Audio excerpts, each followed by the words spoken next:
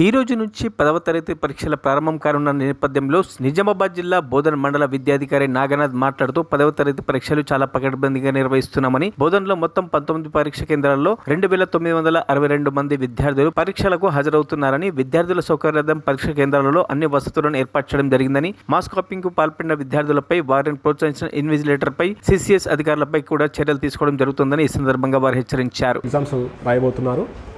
So మా విద్యాశాఖ తరఫున వాళ్ళకు ప్రత్యేకమైన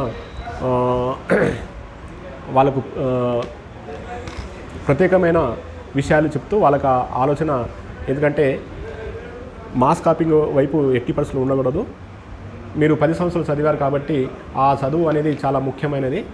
మీ జీవితంలో ఈ 10th క్లాస్ ఎగ్జామే మొదటి మెట్టు కాబట్టి దీన్ని మీరు ఎంత కష్టపడి చదివి దాన్ని బాగా రాస్తే అంత మీకు భవిష్యత్తులో మంచి జీవితం ఉంటుందని చెప్పి పిల్లలకు తెలియజేయడం జరిగింది.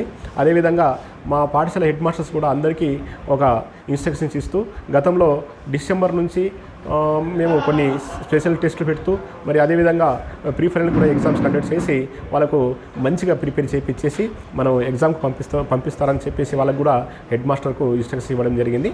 అదే పద్ధతిలో ఆ పిల్లలకి అందరికీ మరి సంస్థ తయారు చేసి పిల్లలకు తయారు చేసి పంపిస్తున్నాం సార్. అదేవిధంగా ఇది జీవితంలో మీకు చాలా ముఖ్యమైన ఎగ్జాము.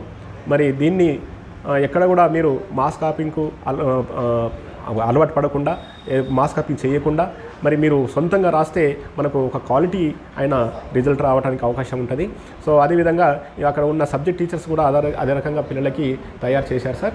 మంచి క్వాలిటీ రిజల్ట్ మనకు ఈసారి బోధన మండలంలో వస్తుందని నేను సభాముఖంగా తెలియజేసుకుంటూ, మరి ఏదైతే గవర్నమెంట్ ఆదేశాలు ఇచ్చారో ఆదేశాలు అనుసరించి మన అధికారులు కూడా సిఎస్ కానీ డిఓస్ కానీ వాళ్ళకు కూడా ఇన్స్ట్రక్షన్స్ ఇవ్వడం జరిగింది.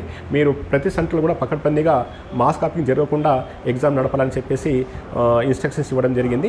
అదేవిధంగా మరి ఇన్విజిలేటర్స్ కూడా వాళ్ళకు కూడా ఒక ట్రైనింగ్ ఉంటుంది. ఆ ట్రైనింగ్ కూడా ఇటువంటి ఇన్స్ట్రక్షన్స్ ఇస్తూ మంచి వాతావరణంలో పకడ్బందీగా ఎస్ఎస్సి ఎగ్జామ్స్ జరపడానికి అధికారులను ఆదేశించడం జరిగింది.